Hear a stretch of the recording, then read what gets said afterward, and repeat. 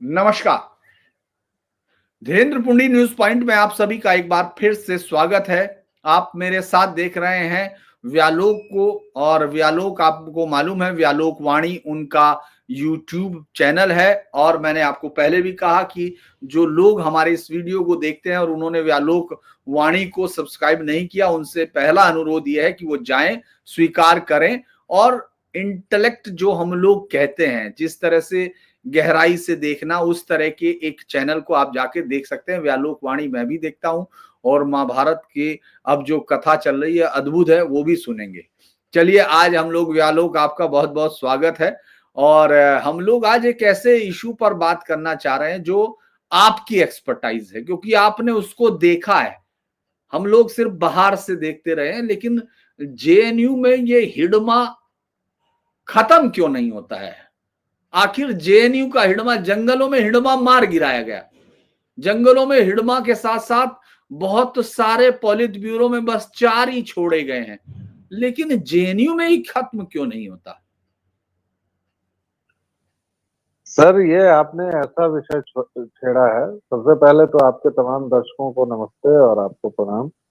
और इसके साथ आपने एक ऐसी नस दबाई है जिस पर कोई भी राष्ट्रवादी जो खासतौर से जेएनयू से पढ़ा है, वो उसकी दुखती रग है। और आपने अगर उसको छेड़ा है तो आप जानते हैं कि मैं पूरी सच्चाई से और बिना किसी पॉलिटिकल करेक्टनेस का की परवाह किए बताऊंगा। तो उससे कई लोग दुखी भी हो सकते हैं, कई लोग नाराज भी हो सकते हैं, लेकिन ये सच है। सच ये है कि अभी बहुत दिनों तक जेएनयू की लड़ाई हम हारते रहे थे। और ऐसा मैं मतलब कोई किलस के या कोई दुखी होकर नहीं बोल रहा हूँ, ये हार्ड कैलकुलेशन के बाद मैं बोल रहा हूँ। एक एक माफ जंगलों करना, से माफ जी, कीजिएगा, बीच में बोल रहा हूं। जरा उन 6 लड़कों की कहानी से, मतलब जिन लोगों को पकड़ा गया, ये उन कहानी से रिश्ता है जो इंडिया गेट तक पहुंचे हैं। इसीलिए मैं लोगों को बता दूं, दर्शकों को, कि जो अभी आपने देखा होगा जो जेल के अंदर हैं, वो जो हिडमा अमर रहे के नारे लगाए, वो सिर्फ चेहरे हैं। वो पैदाइश जेएनयू से है, वो आइडिया जेएनयू का है, उसीलिए उस पर बात कर रहे हैं। इसीलिए आप उस खबर को जहन में रख के समझे जी। तो ये एकदम एक सॉलिड, बहुत ठंडे तथ्य की तरह जान लेनी चाहिए ये बात कि जेएनयू में अभी लड़ाई हम हारते रहेंगे, हम अभिशप्त हैं इसके लिए। जंगलों में आपने हिड़वा के खत्म हो जाने की बात कही, इसलिए कि जंगल में हमें पता था, आमने सामने थे वो लोग। और जंगलों का हिड़मा चेमेलियन नहीं था, गिरगिट नहीं था, वह रंग नहीं बदलता था, वह हिड़मा था तो हिड़मा था। फिर वह अचानक से उसको बदल के और अचानक राष्ट्रवादी नहीं हो जाता था, या अचानक से वह हरी चादर पहन के मजलिसों में नहीं जाने लगता था। उसका एक चरित्र था, अच्छा बुरा जो भी था, लेकिन एक चरित्र था। जेएनयू के साथ समस्या ये है कि अभी तक हमारी तरफ से, यानी नेशनलिस्ट मैं मानता हूँ खुद को, तो जो नेशनलिस्ट विचार है, जो नेशनलिस्ट अभी सरकार है, उस तरह से उस दिशा में बहुत ठोस काम हुआ ही नहीं। आपने जेएनयू को खत्म करने की कोशिश की या नहीं की, यह विवाद का विषय है, मैं उसमें नहीं जाऊंगा। लेकिन क्या आपने एक बड़ी लकीर खींची? क्या आपने क्यों नहीं इन 11 वर्षों में, और ये मैं कोई बहुत बड़ा महान टास्क नहीं दे रहा हूँ, जितनी इस सरकार के पास मेधा है, जितनी इसके पास क्षमता है, आपने क्यों नहीं एक ऐसी वीर सावरकर यूनिवर्सिटी बनाई जो सेंटर ऑफ एक्सीलेंस होता?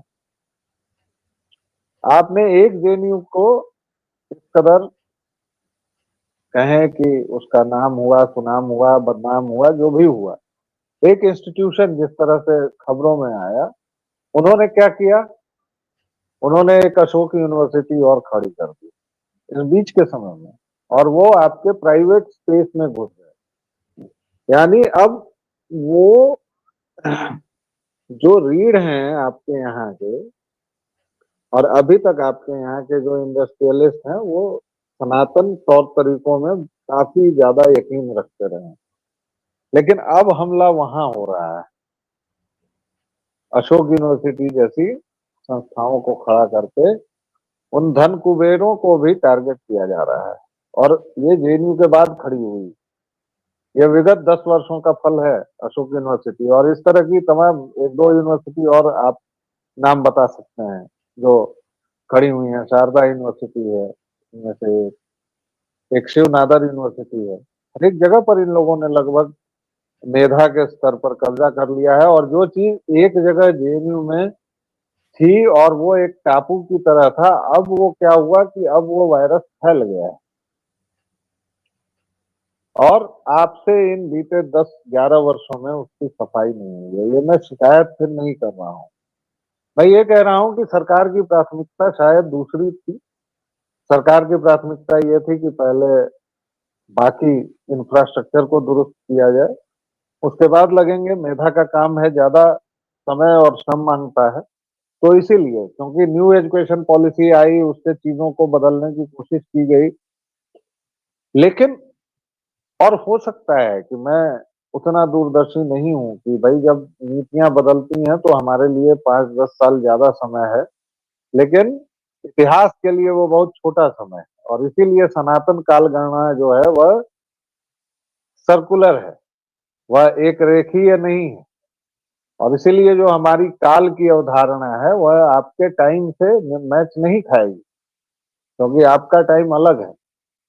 और इसीलिए हमारे यहाँ जो हमें कहा जाता है कि आपने इतिहास लेखन की परंपरा नहीं है, आपने इतिहास नहीं लिखा है, नादान है वो, उनको पता ही नहीं है और वो कुछ भी बोलते हैं। क्योंकि हमारे यहाँ इतिहास लेखन की समृद्ध परंपरा पुराणों के तौर पर रही है।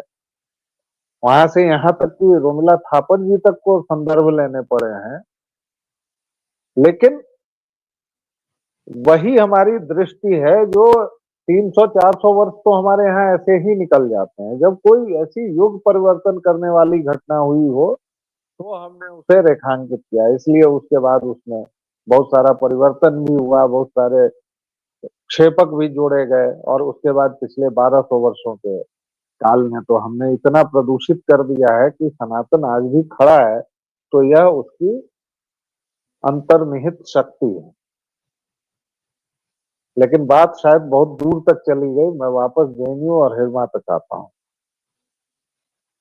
जेएनयू में एक तो जिस तरह का नई एडमिशन पॉलिसी वगैरह के बाद अभी वहां का जो सोशल स्ट्रक्चर है, तो एक तो उसमें उस सोशल स्ट्रक्चर को आपको ध्यान पर रखना होगा। पहले कम आबादी थी, 3,000-4,000 स्टूडेंट है, अब लगभग 8,000 से 10,000 के करीब है। और वो पूरा परिसर बहुत ज्यादा फैल गया है, बहुत ज्यादा भीड़ हो गई है, जनसंकुल हो गया है। और उसमें अब आपको राजनीति करनी है। और जो राजनीति अब फेसबुक और ट्विटर पर हो रही है, उसमें कैसे किसी का ध्यान आकर्षित करें, कैसे किसी का ये हो।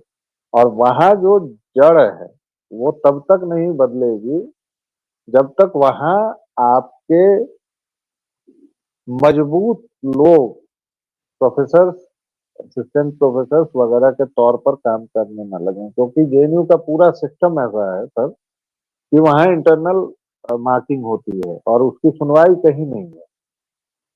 मतलब अब तो शायद कोर्ट वोट हो तो आप कर सकते हैं, लेकिन उससे फायदा नहीं है, क्योंकि बहुत लोगों ने किया और यूनिवर्सिटी की ऑटोनॉमी वगैरह मार्ग में आ जाती है। इसलिए वहाँ जब तक वामपंथी शिक्षक हैं और वो जब रहते हैं तो वो पार्टी के कैडर से तनिक भी कम व्यवहार नहीं करते हैं। और आपके यहाँ के लोग अगर प्रोफेसर हैं तो वो फिर प्रोफेसर हो जाते हैं, वो छात्रों से दूरी बरतने लगते हैं। मेरे कई बैचमेट्स वगैरह हैं जेएनयू में, असिस्टेंट प्रोफेसर हैं, प्रोफेसर हैं, वो सब एक्टिविस्ट थे भाई विद्यार्थी परिषद के समय के। और आज मैं उनकी दूरी देखता हूँ, आज मैं उनको देखता हूँ कि किस तरह वो अपने ककून में कैद हो गए हैं, तो मुझे आश्चर्य होता है। लेकिन शायद यही वक्त है सर कि वह बड़े बड़ों की धार पुण्य कर देता है। और मैं शायद फिर एकालाप करने लगूंगा, इसलिए अभी इसको रोकता हूँ और आगे चर्चा को हम बढ़ाऊँ। लोग ये जी। समझना चाह रहे हैं कि वो वहां नरेट कैसे होता। अच्छा, एक तो सबसे पहले ये बताइए, चूंकि अब हम लोग उस टुकड़ों पे बात करके लोगों तक ये खबर दें, तब ज्यादा बेहतर समझ में आएगा कि वहां ये अब कैसे पैदा हो रहे। मतलब आप ये पैदा होने का प्रोसेस बताइए, क्योंकि लोग ये समझना चाहते हैं, तो समझ गए कि नहीं कर पाए, ये हो गया, लेकिन ये पैदा कैसे होता है, मतलब वो प्रोफेसर कैसे तैयार करते हैं, पहले क्योंकि ये पहले बच्चे। पहले दिन से वो पहले दिन से आप पर घात लगाए होते हैं। जिस दिन आप एडमिशन लेने पहुंचते हैं उस दिन हर एक स्टूडेंट बॉडी का लगा रहता है। अब परिषद वाले भी लगाते हैं। अब परिषद और इस बार तो बहुत कम से हार हुई है, जीत से, लेकिन पूरा लेफ्ट एक हो जाता है, इसलिए वहां चुनाव में इनको जीत नहीं होती है। वो बिल्कुल अलग मुद्दा है। अगर वो अलग आज भी अलग होके लड़े तो विद्यार्थी परिषद बहुत आसानी से जीते, इसलिए वो कोई मुद्दा नहीं है। मुद्दा ये है कि जब आप क्लास में होते हैं और उसके बाद आपके ऊपर वहां का पूरा सिलेबस आपका वैसा है, वहां की दीवारें वैसी हैं, वहां हर एक कदम पर आपको बताया जाएगा कि आप सबाल्टर्न हैं, आप फलाने हैं। पूरी की पूरी यूनिवर्सिटी आपको आपके कैन यू बिलीव दिस कि before going to JNU I didn't know which caste I was born in. मुझे अपनी जाति नहीं पता थी और जेएनयू ने मुझे मेरी जाति बताई। जेएनयू ने मुझे मेरा बिहारी होना बताया। आप यकीन मानेंगे इस पर कितनी विद्वत्ता, कितनी बुद्धिजीवी होने की बात होती है। उसके बाद क्लासरूम में जो प्रोफेसर है वो बाकायदा आपको मार्क्सिस्ट आइडियोलॉजी के आधार पर वो प्रश्न से लेकर उत्तर तक तैयार वही करते हैं और वही आपसे पूछा जाता है। वही आप अगर अलग राह पकड़ेंगे तो आपको मेंटल हरेसमेंट दिया जाएगा। लेकिन अब ये स्थितियां बदल रही हैं। मैं फिर से वही कहूंगा कि आपके लिए 10 साल बहुत बड़ा समय होता है, लेकिन एकेडमिक्स के लिए बहुत छोटा समय है। इसलिए हमें यह ध्यान रखना चाहिए कि हम क्या अपेक्षा रख रहे हैं और कितनी देर में अपेक्षा रख रहे हैं, क्योंकि ये एक ऐसी चीज है, जब हम शिक्षा पर बात करते हैं तो ये एक दो दिनों की बात नहीं है कि आपने सिलेबस चेंज कर दिया और हो गया। एक पीढ़ी को तैयार होने में सर कम से कम 15 साल तो लगेंगे ना। तो आपके पास अगले 5 साल में जो रिजल्ट निकलेगा, जेएनयू का चरित्र तो बदल रहा है। कौन कहता है नहीं, और बदल क्या रहा है भाई। अब पहले वहां संघ की शाखा लगी हम लोगों के समय, अब वहां बाकायदा पथ संचालन हो रहा है। अब वहां विद्यार्थी परिषद के लड़के इस बार एक सीट तो शायद अंडर 100 से हारी है परिषद, और सबने ठीक ठाक ही प्रदर्शन किया है। नहीं, मेरा फिर सवाल घूम के आता है वहीं, क्योंकि दरअसल आज मैं ये समझने के लिए बैठा हूं कि वो हिडमा मर क्यों नहीं रहा है। मतलब आप ये नहीं मेरा समझिए। जी, वो आप उसको, अब दर्शकों को मुझे ऐसे ही समझ के बताइए जैसा मैं एक दर्शक ही हूँ, मैं समझना चाह रहा हूँ। क्योंकि देखिए, इतनी सारी चीज़ों पर बात हुई, लेकिन अभी तक हम ये समझ नहीं पा रहे हैं कि वो ऐसी क्या चीज़ होती है, क्या चीज़ उसके अंदर आती है, दंड जो का बच्चा भय आया। नहीं है इनका सर। एक एडमिशन दंड प्रोसेस भी बताइए, क्योंकि लोगों को नहीं मालूम है। लोग नहीं जानते कि किस तरह से वो एडमिशन के लिए चूज़ किया जाता है, क्या उसमें बैकग्राउंड का ध्यान रखा जाता है, जाति का कैसे ध्यान रखा जाता है, कैसे होता है, और फिर बाद में जब आप एम फिल करते हैं तब कैसे उनमें सिलेक्शन होता है कि वो वही लोग लिए जाएंगे जो काडर के समर्थन में होंगे। और पहले तो ये बताइए, और फिर बाद में जब हम लोग 2016 में वहां उस समय सारा उपद्रव देख रहे थे, तब आप वहां थे। उस प्रोसेस में बहुत सारे लोगों ने क्या क्या नहीं कहा। उस समय मुझे याद है क्या क्या वो देश विरोधी सारी कहानियां और झूठ नरेटिव वो सब दिख रहा था, लेकिन इसके बावजूद भी इतने ज्यादा सोशल मीडिया के समय में भी ये नरेटिव की वार हारते क्यों हैं। भाई जेएनयू भी तो है, तो दिल्ली के अंदर ही, देश के अंदर ही, वहां मोबाइल है, वहां तमाम चीजें हैं, अगर आपके लॉजिक्स हैं, आपकी तमाम चीजें हैं, तो उसमें हारते कैसे हैं। तो पहले तो एडमिशन प्रोसेस, फिर एक उसके तो बाद। एक तो सर इसको नैरेटिव में हारना मानूंगा ही नहीं। और दूसरे, एडमिशन प्रोसेस तो अब चलिए सीयूईटी होता है और जेएनयू की अपनी परीक्षा होती है, तो उसके तहत करते हैं। लेकिन जेएनयू में हम लोग जब गए थे तो सोशल स्टेटस के आधार पर और कहाँ से आपने फॉर्म भरा है, जैसे विलेज से भरा है तो उसका कुछ पॉइंट्स होते थे और उसको काइंड ऑफ रिजर्वेशन कह सकते हैं। उन पॉइंट्स एक्स्ट्रा ऐड हो जाते थे बच्चों के, जो विद्यार्थी एंट्रेंस दे रहे हैं उसमें 1 से लेके 5 तक पॉइंट्स थे, अलग अलग डोमिसाइल के आधार पर।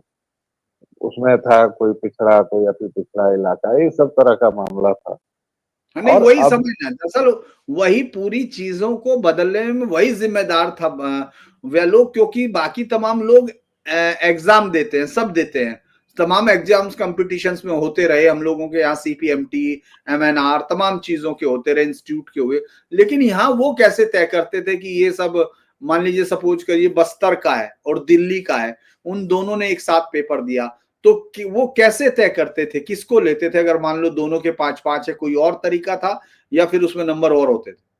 नहीं नहीं, वो नंबर जुड़ जाते थे ना। अगर बस्तर का लड़का है तो उसे डिप्राइवेशन पॉइंट मिलेंगे। हाँ, डिप्राइवेशन पॉइंट मिलते थे। तो वो deprivation point kind of reservation was there. मतलब अगर मुझे 7 मिला है और मेरे साथ दिल्ली का एक लड़का है, उसको 7 मिला है, और मैं बस्तर छोड़िए, मैं बिहार के किसी गांव का हूँ, तो 1 पॉइंट मुझे एक्स्ट्रा मिल जाएगा, तो उससे तो मैं सीधा चला जाऊंगा।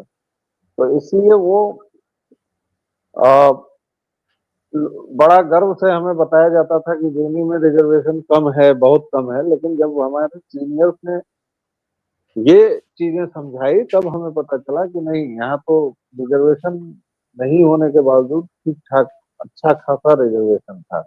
तो वो एक समान बैकग्राउंड, उसमें एक्सक्लूसिवनेस बहुत नहीं थी। हाँ, एक अलग, देखिए वहाँ केरल से बहुत सारे विद्यार्थी आते थे। दक्षिण भारत के खास तौर से आते थे, केरल और तमिलनाडु से। बिहार और यूपी मिलाकर हमेशा की तरह 60% आ जाते थे।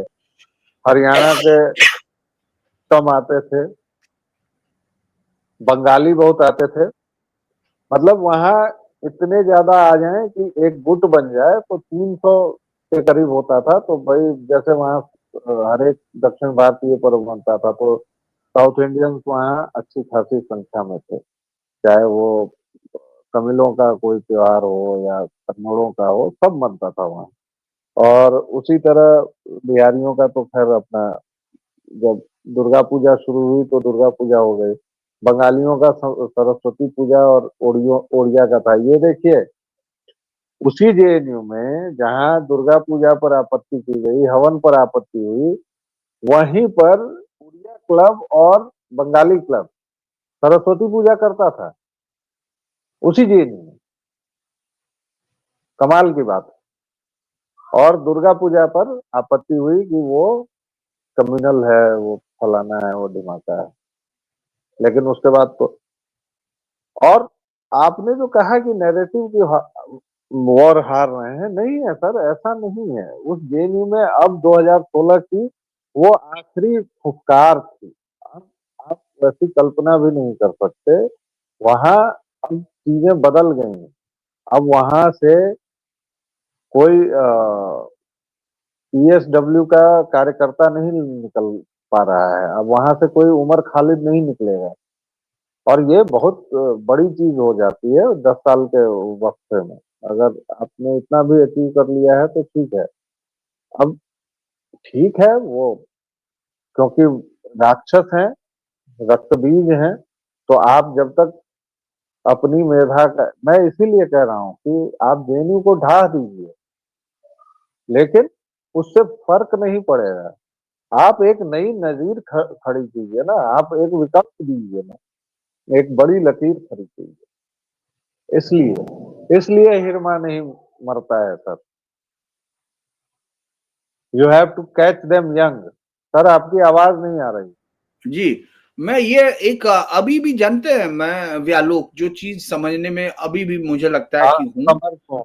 हाँ मैं, हाँ, मैं उसको असमर्थ हो रहा हूं, या तो ये, क्योंकि ये सिस्टम क्रिएट जब हुआ, यहीं से बहुत सारे टीचर्स हैं, जैसे निवेदिता मेनन थी वहां जब सर हम लोग अब मैं पकड़ ले रहा हूँ आपकी बात। अब मैं एकदम, देखिए जेएनयू जो बना ही था तो एक खास विचारधारा के पालन पोषण के लिए, ये उसकी शिराओं में है, रक्त में है। मैं इसीलिए कह रहा हूँ कि उसको उसके हाल पर छोड़ दीजिए और आप एक नया ये कीजिए ताकि आपका यूथ वहां जाए।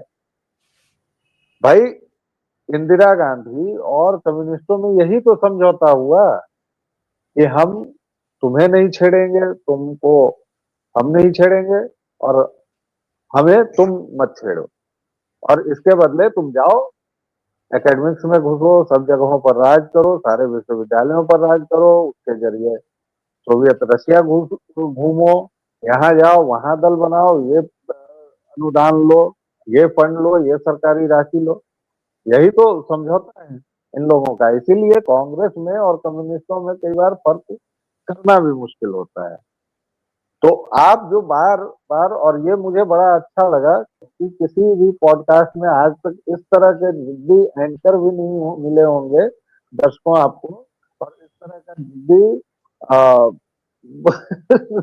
वक्ता भी नहीं होगा कि सर लगातार वही पूछ रहे हैं और मैं उनको अलग अलग तरह से मुतमईन करने की कोशिश कर रहा हूँ। लेकिन आप देखिए कि बहस का या बातचीत का तरीका यही होता है, और ये शायद हम लोग भूल चुके हैं।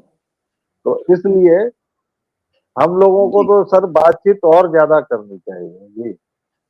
मैं एक चीज फिर, ये अगर हम लोग ये देखें कि सबसे ज्यादा एक एकेडमिक्स में एक्सीलेंस के लिए भी जाना जाता है, ये दोनों चीजें फिर कैसे है?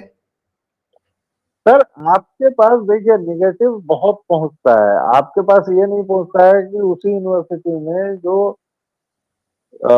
आपके सेंटर ऑफ फॉर बायोटेक्नोलॉजी है या फिर सेंटर फॉर लाइफ साइंसेज है, वहां से 72-70 पेटेंट हर एक साल हो रहे हैं। ये न्यूज आपको नहीं बताई जाती है। एक कोई निकलता है लड़का जो लड़की छेड़ने का अपराधी है, आरोपित हो जाता है, वो बाहर निकला, उसने नारे लगाए, उसको सरकार ने जेल में डाला, वो बाहर आके हीरो बन जाता है, अब कांग्रेस का नेता। एक ये हुआ है, उसी जेएनयू का मैं हूँ, उसी जेएनयू के अगणित लोग हैं पूरी बिहार भाजपा में, उसी जेएनयू के लोग हैं, विद्यार्थी परिषद के लोग हैं, 8 से 9 बड़े पदों पर, उपाध्यक्ष तक हैं। अभी जो बिहार बीजेपी के उपाध्यक्ष हैं संतोष पाठक, वो जेएनयू के हैं।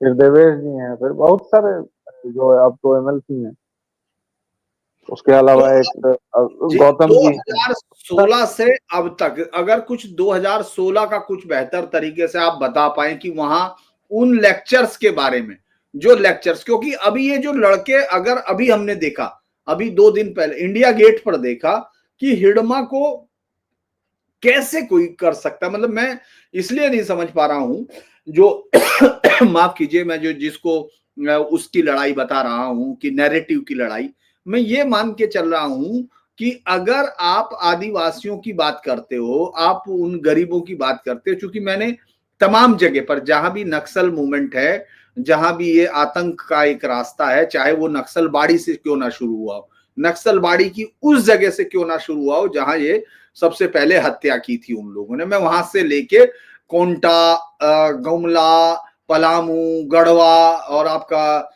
जो लातेहार, सबसे लेके सब तरफ, मतलब वो तो वहां का हुआ, फिर इधर नारायणगढ़, बीजापुर, दंतेवाड़ा, फिर उधर सत्यगाम के जंगलों में, सब जगह घूमा हूं, लोगों से बात की है। तो सब जगह, छत्तीसगढ़ में चाहे जितनी जगह हम लोगों ने देखा, वो लोग आदिवासियों को हॉस्पिटल नहीं खुलने दे रहे, वो उड़ा देते थे, वो सड़क नहीं बनने दे रहे, सड़कों के लिए जो चीजें जाती थी वो उड़ा दी जाती थी, स्कूलों में डायनामाइट रख के वो जिलेटिन और बुलेटिन लेके सब उड़ाए हुए हैं वो बहुत दिन से। इसके बावजूद वो ये कैसे पोर्ट्रे कर पाते हैं, और इस तरह का जो जहन है, मतलब बहुत सारे लोग तो बहुत बेहतर अपब्रिंगिंग के बच्चे हैं जिनको देखते हैं, जिनके जूते ही 10-10 हजार के हैं, 20-20 हजार के। मैंने एक, बल्कि मेरे फेसबुक पे जिन लोगों को देखना हो वो जाके देख सकते हैं, मैंने जेएनयू का एक प्रोग्राम कवर किया था और मैंने उसमें कुछ और नहीं किया था, स्टोरी कुछ और की थी, नेशनल चैनल के लिए कर रहा था क्योंकि चैनल में था, लेकिन मैंने जो जूते शूट किए थे वो अपने लिए किए थे, वो मैंने फेसबुक पे डाला था। सिर्फ मैंने जूतों से उस विरोध प्रदर्शन को बताने की कोशिश की थी फेसबुक पे। तो ये कैसे उनको अपना वो बनाने में कामयाब हो जाते हैं कि वहां आदिवासियों को तो बेसिक राइट नहीं मिल रहे। अगर सबसे ज्यादा हिंसा और हत्या हुई है व्यालोक, तो वो जो कंगारू कोर्ट की जाती है उसमें तो उन्होंने जाने कितने लोग मार दिए। और ये फिर यकीन कैसे करते हैं? ये बात मैं तो एक आदमी के तौर पर, अगर मैं अपने आप को कोई विद्वान नहीं मानता, मैं तो ये मानता हूं कि विद्यार्थी हूं, उस तरह मैं समझ नहीं पा रहा हूं। मैं वहां जाके फेल हो जाता हूं कि जब हम सब कुछ खोल के रख रहे हैं, सारी चीजें दिख रही हैं, आदिवासियों का खून गिरता हुआ दिख रहा है, जब आप स्कूल बच्चा जाएगा ही नहीं तो वो तो हमेशा रहेगा। ये बात आप बाहर क्यों नहीं कह पाते? सर बाहर ये आती है, एक मिनट में आपको बता दूं, बाहर आती है 1084 की माँ, बाहर आती है नवारुण भट्टाचार्य का ये मृत्यु उपत्या नहीं है मेरा देश, बाहर आती है दौलती, बाहर आती है तिरिच, बाहर आती है वो तमाम की। सारे कवियों को देखिए, सारे कवियों को, मतलब ये ब्रूनो की बेटियां, ब्रूनो की भागी हुई बेटियां, गोली दागो पास्टर, ये सब चीजें बाहर आती, ये सब चीजें, तो ये कैसे संभव हो रहा है? ये नहीं मैं समझ पा रहा हूं। सर आपने खुद ही जवाब दे दिया है। आपको क्या लगता है कि हम और आप इस जंग में अकेले हैं क्या? पूरे वैश्विक स्तर पर देखिए ना सर, यही तो हो रहा है और यही लड़ाई है। इसीलिए इसको कहना ये गलत, मैं बार बार इसीलिए कह रहा हूँ सर, बड़ी विनम्रता के साथ, कि हम हार रहे हैं ये कहना गलत है, क्योंकि हम तो बीच युद्ध में हैं। इसमें हार जीत का अभी फैसला कहाँ हुआ है, और हम एक के बाद एक लड़ाइयां जीत रहे हैं, युद्ध का पता नहीं। मतलब we have been winning the battle, we don't know about the war, क्योंकि the war is still on. और ये सर केवल अपने यहाँ नहीं है, आप अमेरिका को देखिए, पूरा यूरोप आज मुहाने पर खड़ा है युद्ध के। कौन सा देश बचा हुआ है? और हिड़मा मर गया, और उसी के साथ अक्षय के बारे में जो बातचीत फैल रही है सोशल मीडिया पर, सर आपने उसको नहीं देखा? तो अक्षय तो आज हिरमा से ज्यादा ट्रेंड कर रहा है, तो फिर इस पर क्या करेंगे आप? यही वो जवाब मिलता है कि आप और हम अगर सोशल मीडिया को देखें तो उस पर तमाम ऐसी चीजें दिखती हैं जिस पर यकीन करना है, या जिससे बड़ा अपने समाज पर और अस्तित्व पर सवाल जैसा उसका प्रतीत होता है कि हम ये क्या देख रहे हैं, हम क्या अभिशप्त हो रहे हैं देश में। दरअसल आपकी बात को बिल्कुल मैं ये मान लेता हूं कि वो शब्द वापस लेना चाहिए कि हम नैरेटिव हार रहे हैं, लेकिन हम नैरेटिव में हैं। लेकिन आपके पास भी मैं एक सवाल आपसे कर रहा हूं। आपने कहा कि हम उनके खिलाफ दूसरी यूनिवर्सिटीज खड़ा कर दें, यानी आप ये कहना चाह रहे हैं कि हम वो यूनिवर्सिटी छोड़ दें, मतलब वहां कोई भी कुछ भी करता रहे उस पर? नहीं नहीं, नहीं। अच्छा। आप सर उसकी रक्त शिराएं बंद कर देंगे वो खुद ब खुद।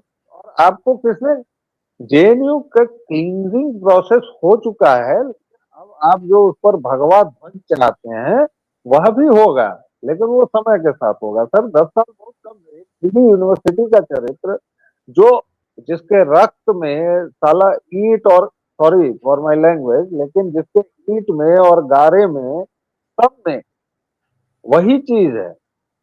मतलब एक एक चीज में, जब इंदिरा गांधी जी ने वो यूनिवर्सिटी बनाई, उसका वाइस चांसलर जो आदमी बना, उसके जो जहां जैसे नियुक्तियां हुई, आपको पता है सर, जेएनयू में ऐसे भी नियुक्तियां हुई हैं कि वो व्यक्ति एमए तक नहीं है उस विषय का, लेकिन हुई है नियुक्तियां ऐसी नॉर्मल चीजों आपके को और मेरी, अप्रूव करके सभी आपके चीजें। व्यालोक, आपके और दर्शकों के और मेरे और आपके बीच में एक दूरी है। दरअसल आप सबको ये मान के चल रहे हैं कि हम लोग वाकई जेएनयू को जेएनयू इतना जानते हैं, है ना? अगर आप उसको बहुत, चूंकि लोगों ने 99% जो लोग देख रहे हैं वो जेएनयू के गंगा ढाबे को तो बहुत दूर की बात है, वो दरवाजे तक नहीं आए। इसीलिए उसको समझाना जरूरी है, एक यूनिवर्सिटी नहीं है।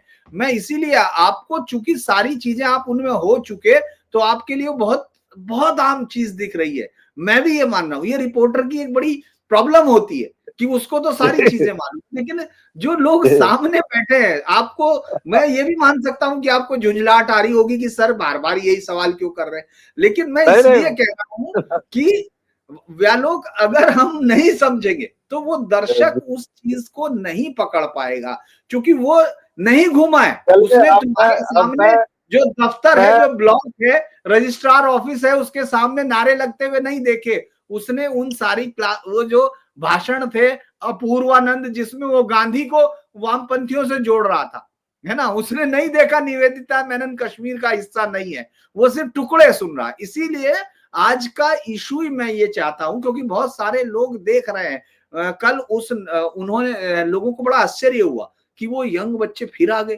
कैसे आ गए ये बच्चे, ये तो अच्छे परिवारों के बच्चे। मैंने मैं बता रहा हूं, आप एक और इंटरेस्टिंग चीज दर्शकों के लिए, चूंकि हम दोनों चर्चा कर रहे हैं तो हमारी चर्चा दोनों की तरफ से हो रही है, मैं सवाल भी पूछ रहा हूं और कुछ चीजें बता भी रहा हूं। जैसे मैं दुनिया भर के कम्युनिस्ट जो उनके मूवमेंट पढ़ता हूं, तो उसमें मैं अफ्रीकन मूवमेंट्स की बात करता हूं, जो चाहे चिनुआ अपेचे हो, अमेरिकर कबराल हो, या फ्रेज फैनन हो, रेचेड अर्थ जिसकी है, और या फिर नगुगी वा थियोंगो। मेरा पसंदीदा राइटर है नगुगी वा थियोंगो। जब वो भाषा अस्मिता और संस्कृति में ये बात करता है तो कहता है कि वर्चस्व का प्रतिरोध संस्कृति से हो सकता है, लेकिन हम जब यहाँ जेएनयू में देखते हैं तो वो उसी वही कम्युनिस्ट हैं, वही आइडिया है, लेकिन ये हमारे कम्युनिस्ट बाकी तमाम कम्युनिस्टों से अलग दूसरी दुनिया के, ये हमारी कल्चर को नष्ट करना चाहते हैं। तो ये जो विरोधाभास है वो मैं समझ नहीं पा रहा हूं कि हम अपने ही बच्चों को अभी, मतलब संख्या कम हुई है, ये बात मैं आपकी मान रहा हूँ, और लेकिन ये आप 2016 से और 2025 के बीच के सफर को अगर सहज शब्दों में, चूंकि आप ये मान के चलिए आपके सामने बैठे हुए लोगों को जेएनयू के बारे में सिर्फ थोड़ा सा ही पता है कि जेएनयू है, आपको ये आपकी एक मैं बड़ी, मुझे लगता आपको है ये आपकी लड़ाई बताऊं। है, आपकी अंदर से अपनी लड़ाई है। जी जी। जी, ये देखिए मैं आपको बताऊं कि जब वो प्रदर्शन हुए थे और नारे लगे थे, तो जो बात बाहर नहीं आ पाई वो ये बात थी कि वहाँ के जेएनयू स्टाफ एसोसिएशन, जेएनयू सा उसको हम लोग कहते हैं, उसमें करीब 4200 या 4500 सदस्य हैं, और उसने एक मत से इस घटना की निंदा की थी, 2/3 मेजोरिटी से। और रजिस्ट्रार वो वीसी को ज्ञापन दिया था कि दोषी लड़कों पर कार्रवाई की जाए, जो भी हैं, और भारत के खिलाफ नारेबाजी नहीं सही जा सकती। और उसी समय टीचर्स के दो फाड़ हुए, जिसमें से कम्युनिस्टों का जो धड़ा था वो तो था ही, लेकिन एक प्रस्ताव गिर गया उन लोगों का जब उन्होंने गवर्नमेंट की निंदा करनी चाहिए। ये टीचर्स का हाल मैं बता रहा हूँ और स्टाफ का। ध्यान रहे कि तब 10,000 की आबादी में छात्र केवल 5,000 हुआ करते थे, और 5,000 टीचर्स और कर्मचारियों की मिलाकर संख्या होती थी। ठीक है सर। तो ये सारी बातें अगर बाहर नहीं आई तो इसमें किसका दोष कहा जाए? मीडिया का कहा जाए, लोगों का कहा जाए कि भाई आपको जब पॉजिटिव न्यूज दी जाती है तो आप उसे एक्सेप्ट नहीं करते हैं, ग्रहण नहीं करते हैं, तो कंटेंट भी आपको वैसा ही मिलता है। या उस मीडिया को तो चीज बताया जाए जो एक विरोध प्रदर्शन को लेकर, या उस पूरी वैश्विक व्यवस्था को कहा जाए जिसे उस विरोध प्रदर्शन में दीपिका पादुकोण जैसी अभिनेत्री को लाकर वो खड़ा कर देता है। ये पूरी वैश्विक लड़ाई थी हमारी, या केवल एक जेएनयू की एक यूनिवर्सिटी की लड़ाई है? हाँ, दूरी हो रही है क्योंकि मैं जेएनयू के गलियारों को देख रहा हूँ, लेकिन अभी जवाब देना है तो मैं सचेत होकर जवाब दे रहा हूँ, और अभी मैं नॉन जेन्युआइट हूँ। लेकिन किसका दोष दिया जाएगा? हमारे लोगों का, उस यूनिवर्सिटी का, सरकार का? किसका दोष दें? क्योंकि एक भी लड़का अगर नहीं निकले, ये अगर आप चाहते हैं, तो वहां हम बुरी तरह फेल हुए हैं। एक भी लड़का क्यों निकल रहा है? लेकिन मैं बता रहा हूँ कि जेएनयू में आपने टीचर्स की संख्या कम की, अपने लोगों की बहाली की, सब कुछ किया, तो उन्होंने एक अशोक यूनिवर्सिटी खड़ी कर दी। वो जेएनयू के ही भरोसे नहीं रहे, वो जेएनयू के ही भरोसे रहे। और जेएनयू में मैं आपको बताऊं कि साइंस फैकल्टी जिसकी कोई चर्चा तक नहीं करता, वो भाई साहब जेएनयू की जो साइंस स्ट्रीम है, वो देश के लिए हर एक साल गौरव के 5-6 हेडलाइंस मुहैया कराती है। उसके बारे में कितने लोग जानते हैं कि जेएनयू में साइंसेज की भी पढ़ाई होती है? शायद ही जानते होंगे। जेएनयू में दरअसल आनंद रंगनाथन मेरे पसंदीदा, मैं वो मानता हूं उनको, मतलब मेरे पसंदीदा है जिनको मैं सुनता हूं दिल से, और शत्रुबोध में भी मैंने उनको सुना। तो वो भी साइंस के ही है, माइक्रोबायोलॉजी के, और उनकी लैब ने कई सारे पेटेंट, बल्कि कोरोना में भी उनकी लैब ने काम किया। और एक बहुत अच्छी किताब उनकी साइंस पर मैं अभी देख रहा था, वो भी बहुत अच्छी थी। तो ये बात तो सही है, लेकिन मुझे लगता है कि ये हमारी बहस कई सारी चीजों में आएगी। और मुझे व्यालोक सिर्फ ऐसे नहीं है कि मेरे सामने जो यंग एक वो थे तो मैं उनसे उम्र में ज्यादा हूं, लेकिन मेरा उनके साथ एक ऐसा रिश्ता है, और अब से नहीं बहुत सालों से हम लोगों का रिश्ता है, जिसमें हम लोग एक दूसरे के साथ बहुत कम सहमत होते हैं। इसलिए नहीं कि हम लोगों को कुछ पॉइंट स्कोर करना, इसलिए कि हम एक दूसरे को समझना चाहते हैं। क्योंकि हम लोग शास्त्रार्थ की परंपरा के हैं। हम लोग भले ही अब शास्त्रार्थ ना कर पा रहे हो, लेकिन हम अभी भी शस्त्र के साथ नहीं है, अभी भी हम उन्हीं के साथ है, नॉलेज के। और कोशिश करेंगे कि आपको भी समझानी। दरअसल आज का ये विषय थोड़ा सा इसलिए गूढ़ आपको लग रहा होगा, क्योंकि ये सहज है कि इतने सारे बच्चे आज की डेट में भी, और मैं अभी भी उस सवाल का जवाब ढूंढ रहा हूं। मैं बहुत ही विनम्रता के साथ और अपने अधिकार का इस्तेमाल करते हुए व्यालोक पर यह कहूंगा कि मैं अभी वो समझ नहीं पाया हूं व्यालोक, कि हम उन बच्चों को, जबकि हमारे पास इतना जबरदस्त है, जो मैंने आपको उदाहरण दिए वो मैंने खुद से देखे। मैं ये सोच नहीं पाता हूं कि वो भूख से मरते हुए आदिवासियों के बच्चों को, चूंकि कुछ हिस्सा जब पहली बार अबूझ माड़ के हिस्सों में गए, पहली बार वो जब सड़क याद है, जो एक सड़क है नारायणपुर से जाती हुई, जिसमें 52 हमारे सुरक्षा बलों के जवानों के बलिदान का फोटो लगा हुआ है। उस सड़क को बनाने में, एक सड़क को बनाने में शायद ही कितना, शायद 4 किलोमीटर या 5 किलोमीटर का वो स्ट्रेच था, जिसमें हमारे 52 लोगों ने, जो हमारी माओ के बेटे रहे हैं, उन्होंने अपना बलिदान दिया, इसलिए ताकि वो आदिवासियों तक पहुंच जाए। वो सड़क नहीं बनने देते, वो स्कूल नहीं खुलने देते, वो हॉस्पिटल नहीं बनने देते। इसके बावजूद वो आदिवासियों के रक्षक के नाम पर उनके लिए यहाँ इंडिया गेट पर नारे लगते हैं। तो आप ये समझ लीजिए कि इसको समझना कितना मुश्किल होगा, कि उन लोगों ने कितना बड़ा जाल बनाया होगा। और व्यालोक से वो बात भी नहीं हुई। व्यालोक, मैं आपको बता दूं कि नगुगी वा थ्योंगो ने कहा कि मेरी भाषा, मेरी मेरी परंपरा और मेरी मान्यताएं वो थी जिन्होंने मुझे जिंदा रहने में हमेशा मेरी ताकत दी। लेकिन आपने मेरी जीभ पर एक विदेशी भाषा दाग दी, अब मैं जो भी हूं वो विदेशी हूं, ये वो कह रहा है। लेकिन मेरे यहाँ हिंदुस्तान में तमाम वामपंथी उस विदेशी भाषा को मेरी जीभ पर नहीं, मेरे माथे पर दाग रहे हैं, मेरी आंखों में वो बेंध रहे हैं उससे, और मेरे कानों में वो उसी भाषा का शीशा उड़ेल रहे हैं। और मैं मजबूर हूं कि अभी तक मैं बता नहीं पा रहा हूं कि वो कारण क्या है। चलिए, लेकिन व्यालोक, मुझे अच्छा लगता है जब भी मैं आपके साथ बात करता हूं, और मैं उम्मीद करता हूं दर्शकों को भी ये एक इस तरह का संवाद लगता होगा, जिसमें हम सचमुच कई बार कारणों को खोजने की कोशिश करते हैं, बने बनाए आईडी के साथ नहीं आते। और व्यालोक, मुझे इसीलिए आपके साथ बात करना हर बार पसंद है। मैं तमाम दर्शकों से एक बार फिर कहता हूं कि व्यालोक के चैनल को सपोर्ट कीजिए, क्योंकि जो बिना झिझक, जिसके पास कोई किसी पार्टी की पॉलिटिकल करेक्टनेस नहीं है, लेकिन राष्ट्रवाद का सच्चा दिल है, ये मैं कह सकता हूं। तो तमाम लोग जिन्होंने नहीं सब्सक्राइब किया, वो जाएं, सब्सक्राइब करें, शेयर करें और सपोर्ट भी करें जो कर सकते हैं। क्योंकि ये एक इकोसिस्टम में उन अच्छे लोगों की जरूरत है जो कालनेमी नहीं होंगे, ऐसा मेरा मानना है। तो आज के लिए व्यालोक, आप जुड़े, इसके लिए बहुत बहुत धन्यवाद।